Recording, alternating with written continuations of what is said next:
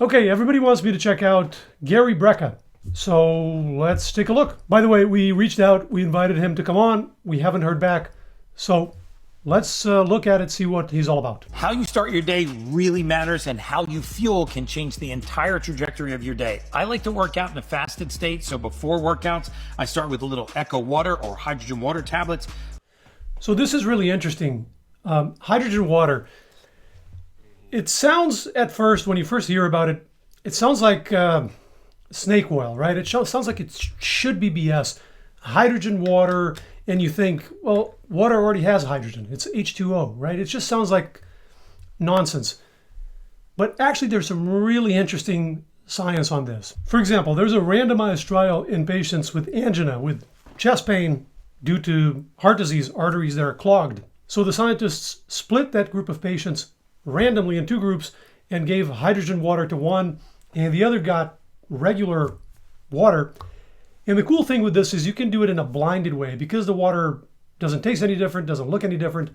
They don't know which one they're getting. So it's a blinded trial and randomized, and the other group is essentially getting a placebo. So it's pretty powerful experimentally. And 3 months in, their symptoms of angina had improved significantly in the group receiving the hydrogen water. There's another study in patients with metabolic syndrome, and that one lasted for 6 months, and the design is similar. So randomly split them, give hydrogen water or regular water. They don't know which one they're getting, and they reported lower total cholesterol, lower triglycerides, lower VLDL cholesterol, fasting glucose, hemoglobin A1C, inflammatory markers, all reduced on the hydrogen water group, even their BMI and waist to hip ratio, so they even seem to have lost some weight. And there's also some evidence of possible benefits for athletic performance. So some really interesting results. Problem is there is only a few trials, and so for each of these contexts or the type of outcomes, there's usually one example. So we definitely want to see this reproduced, more trials, larger, longer, the usual stuff, so we're confident that this is real. But it looks really interesting, right? Really encouraging. I would say preliminary, but really encouraging. And so, and the other interesting thing is we don't see a lot of side effects, a lot of kind of harmful effects of doing this, at least by these tests. So somebody who wants to consume hydrogen water, I'm not going to try to talk them out of it. The problem, in addition to it being kind of early days as far as evidence, is this can be pretty expensive. I think these bottles are like hundreds of dollars. And because we don't have a ton of evidence yet, it's not that compelling. The evidence is not there to tell everyone, yeah, everyone go drink hydrogen water on a daily basis, but as a personal preference, why not? So we're going to move on, but I think it's a really interesting lesson that in science, it always hinges on evidence. Even if something just sounds like it should be nonsense, or if something just sounds like, yeah, that's common sense, of course that's going to be the case. We always test, and science surprises us all the time. It's perfect aminos and some Baja Gold sea salt, so I hydrate and mineralize the body. Mineralize the body. He's got the influencer lingo down. You get plenty of minerals from food. If you eat a balanced diet, you get lots of minerals there. The concern with trying to get minerals from sea salt, any sea salt, whether it's pink or blue or green or all these varieties, it's always the same. You're going to primarily be getting sodium and sodium chloride, and then much smaller amounts of everything else, because that's essentially what sea salt is. And the concern is that most Westerners already consume too much sodium in their diet, and a lot of people have high blood pressure, in part because of that. Okay, so I'm looking at the sales page for this salt that he's talking about, the Baja Sea salt, and their sales pitch, it's interesting. They basically say that their salt has a bit less sodium and more minerals than their competitors. That's good, but it's still overwhelmingly going to be sodium chloride, because that's the nature of sea salt. We really can't get around that. So I did the math real quick. If you take, let's say, a teaspoon of this salt in the morning, I don't know exactly how much he takes, but let's say a teaspoon, which is about 6 grams. That's about 1.8 grams of sodium. The recommendations are to try to stay under 2.3 grams of sodium for the whole day. If you have hypertension, it's less, it's 1.5. So you're already getting about 80% of that allotment of sodium that we're not supposed to go over. There is nuance here because there's something called salt sensitivity Some people can just handle more salt and their blood pressure's fine. Yeah, we all hate them. They're bastards. They can get away with it. Great for them. If it's you, congratulations. No, it's great. But it's not going to be most people. And the norm in our society in the West is too much sodium and blood pressure is not great. It's a little too high. So we always need to emphasize this. And then looking at the minerals, you get about 60 milligrams of magnesium, for example, out of that same teaspoon. But the RDA for magnesium is in the hundreds, 300 to 400 milligrams. So you're getting very little for the amount of sodium that you're getting. So that trade-off is always there. You can't escape that. Same for potassium, 60 milligrams, and the RDA is in the thousands. So it's almost a negligible amount of potassium. Similar for calcium. One exception is selenium. So we need very small amounts of selenium. So this could work in a specific context. So you get 30 micrograms by my calculations of selenium in that teaspoon, and we only need 55. So you get about half of your daily needs.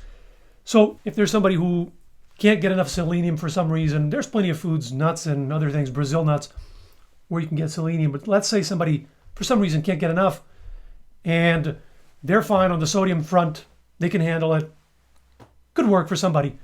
But for most people, it's not going to be a default approach for the majority of individuals, in the West at least. The other option is a multivitamin with minerals. If you're lacking a mineral that you can't get in your food for some reason, that's another option. And that doesn't come with that price tag of the sodium. And then I fuel with fats and proteins mainly in the mornings. I save carbohydrates for later in the day. So I have avocado for healthy fats sometimes. Yeah, avocado, great healthy fats, mostly monounsaturated fats.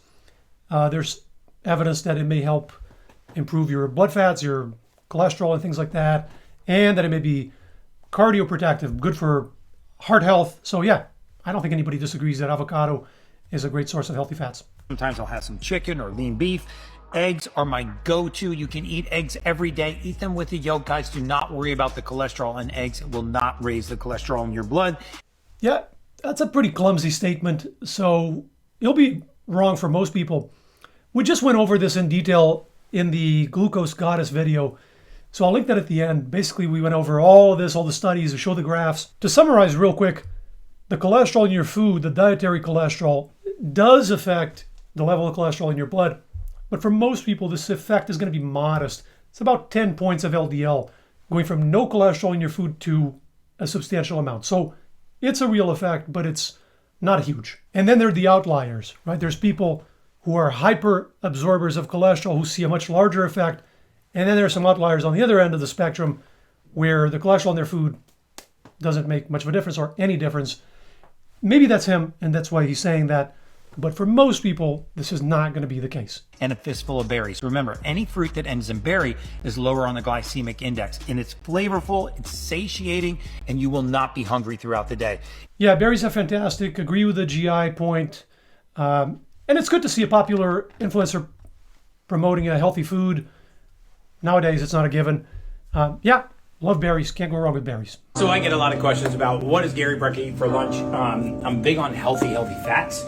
So I always have a half an avocado, usually with breakfast, and I have the other half of avocado with lunch. So this is his lunch now. This is a little voyeuristic, watching people and their meals. But people like to do this on the internet. I made a video covering what I eat in a day because people kept asking, just show your diet, show your diet. I have no problem. And it's cool to see how people put together the things they've learned and their views like in actionable terms. So yeah, avocado, we covered it. He keeps eating it later. Great. I eat a lot of organic berries. Fruits that end in berries are lowest on the glycemic index. So blueberry, raspberry, blackberry, strawberry, very low on the glycemic index.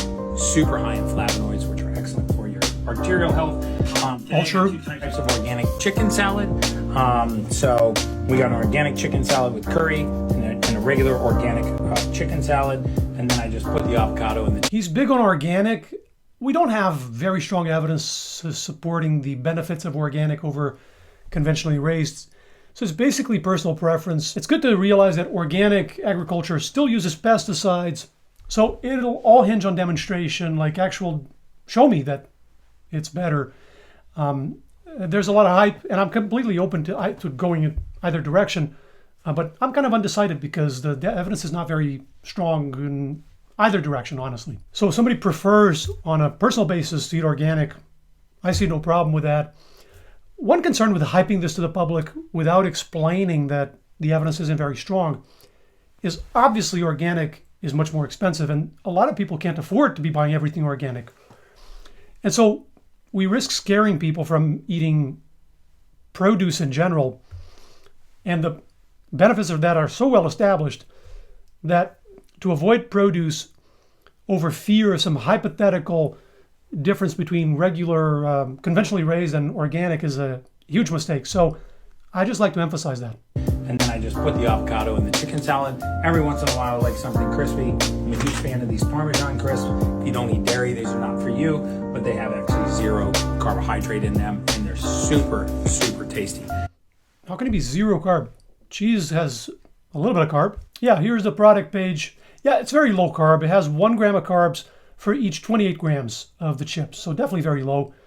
Not sure why he cares so much about this, but okay. Also, I don't know about you, but this seems like very small meals to me. I don't know how many calories are in there.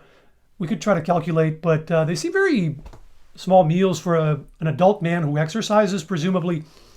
Maybe he eats more later in the day, or maybe he's showing off,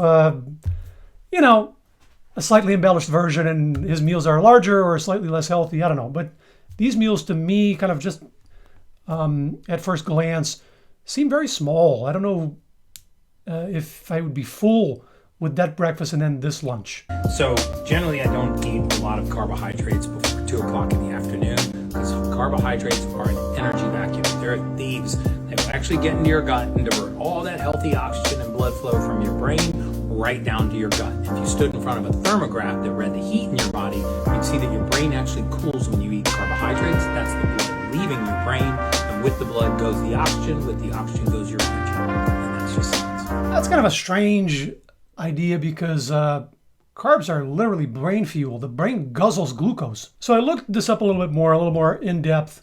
The idea that carbs pull all this blood to your gut. So this rush of blood to the gut postprandially after eating does happen after a meal. This is called postprandial hyperemia.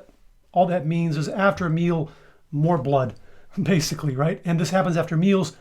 But is this true that this happens more with carbs than anything else? From what I've seen, the data is pretty mixed. So some studies do show that a high carb meal causes more blood flow to these arteries that feed the gut. Others show the opposite, that a high fat meal causes more blood flow than the carbs. So the data is a little mixed. It might depend on the specifics, like types of carbs and types of fats. That's a possibility. More to the point, we do have a number of studies that look at cognitive performance right after meals with different nutrients. So one trial, for example, gave people either a higher carb or a higher fat breakfast, and the participants reported better mood after the higher carb meal, although the performance on cognitive tests, there was no significant difference between the groups, so about similar. Same authors also ran a similar study, but looking at lunches.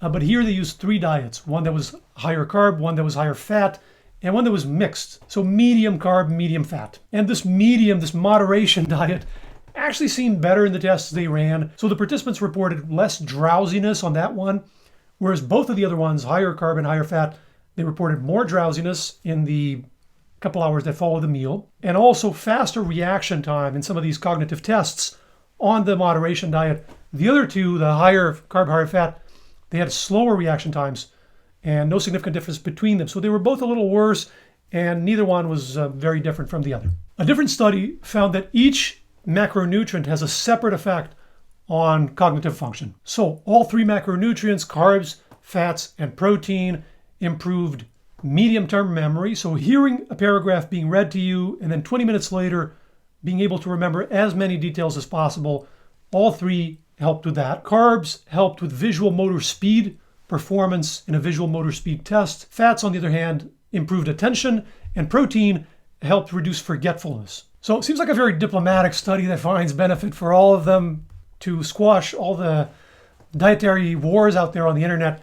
By the way, I'm giving you a glimpse of every study that we found, so we're not showing just this one or that one. A little bit of a general picture. One other trial was longer, so they had 2 diets for 1 year. One was very low carb, 4% of calories from carbs and 60% from fat. And then the other diet was higher carb, 46% of calories from carbs and 30% from fat. And this one was a weight loss trial, so they were both trying to lose weight. Both diets were a bit hypocaloric, so under the caloric needs of the participants, but matched for calories between the two groups. So the participants were overweight when the trial started. They lost weight successfully on both diets, similar amount of weight loss on both. And cognition, performance on cognitive tests improved on both diets, and both groups, and no significant difference between them. Although mood and mental health, so anxiety, depression, mood, those improved more on the group that was eating a higher carb, lower fat diet. I don't know if it's because they get cranky on the very low carb diet without carbs. I don't know why. I did find one study pointing in the other direction. So this is not a randomized trial. It's a cohort, a epidemiological cohort, but I think those have value as well. We shouldn't dismiss them. And basically they were looking at older individuals and the ratio of carbs to fat.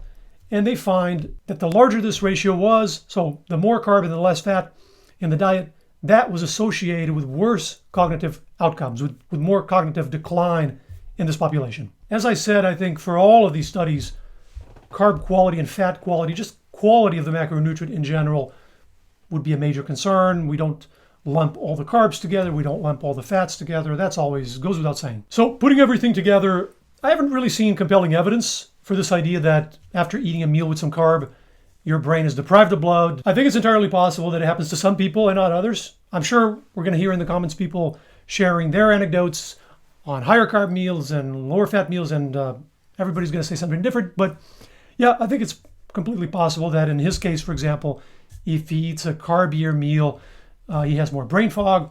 Certainly possible. And if he feels better eating a lower carb breakfast and lunch, I don't see a problem with that. I will say the meals that he's showing here, if 95% of Americans ate like this, that would be a godsend for public health. We'd have a completely different looking population in society. You're cutting sugar, you're eating more protein, maybe even hitting the gym, but you still feel inflamed. What if the real Feel inflamed. This is such influencer lingo, right? It's so vague. Feel inflamed. Inflammation is a very specific cellular process, and it's not all bad, by the way. Inflammation plays very important roles in the body, actually can be life-saving. After exercise, there's some induction of inflammation. So this idea that X causes inflammation, so it's bad for you, it's more a social media thing. It's a lot more nuanced than that in reality. What if the real issue is what your food is cooked in? Today, we're talking about one of the most damaging, deceptive, and underrated root causes of modern disease: seed oils. Seed oils are also the seed oils. The seed oils never fail. The seed oils are killing everybody. I was wondering when the seed oils were going to pop up. This isn't a fad. It's not fear-mongering. This is about removing the most inflammatory ingredient in the modern diet and watching your biology come back online. Yeah, the seed oils are inflammatory. This is an old one. People would say this on social media over and over, like 5 years ago. I don't see it that much anymore. The seed oils are inflammatory. That's why we should. I think enough people have come on social media and explained this and showed the evidence. And so this has largely been dispelled. When was this video published? 5 weeks ago. Oh, Gary, you're late to the party. So we have a whole video, like 40 minutes, going over these trials, one by one after another, randomized trials, giving people seed oils, measuring inflammatory markers. The bottom line is we consistently don't see an increase in inflammation on seed oils. And then in studies that are longer, that follow people for years or even decades, you generally see lower inflammation in people who consume more linoleic acid, this omega-6 that is high in seed oils. So the science just does not back up this idea that seed oils are driving inflammation in everyone. Okay, this is really funny. Look at the first comment on his post. Except the human randomized control trials show that seed oils are better for health outcomes. Rockstar. Yeah, this is the process that I've noticed is these ideas will propagate very fast at first because one, they're scary, and two, they seem novel. And so it spreads like wildfire. But then little by little, different scientists will come on social media and share the studies and the data, and the public will catch on. And then you'll start to get the pushback. Yeah, man, but the data doesn't back this up. So I think these ideas are largely in the rearview mirror. I think that's why he started the video saying, this is not a fad. It's not fear-mongering. This isn't a fad. It's not fear-mongering. He's getting this pushback from his viewers, right? So he's already defensive about it. The crucial distinction here is between the seed oils themselves, having them at home, adding them to foods, or cooking, sauteing something in canola oil, for example, which I do, versus eating at Burger King, where sunflower seed oil is deep fried for 59 hours and over, right, the same batch of oil, or eating ultra-processed snacks that happen to contain seed oil. Those are two different worlds. And I think most people understand that now. So we need the last few individuals to catch up to this. Okay, guys, overall, seems like a smart guy. Maybe accepts some ideas too quickly before looking at the evidence. Who hasn't done that before? His diet per se looks pretty healthy, at least what he shows here. Some of the ideas are a little out there. Take what's good, leave what's bad. Always ask for evidence, not just a story. Check out my full fact check of the glucose goddess right here. I'll meet you in there. Take care.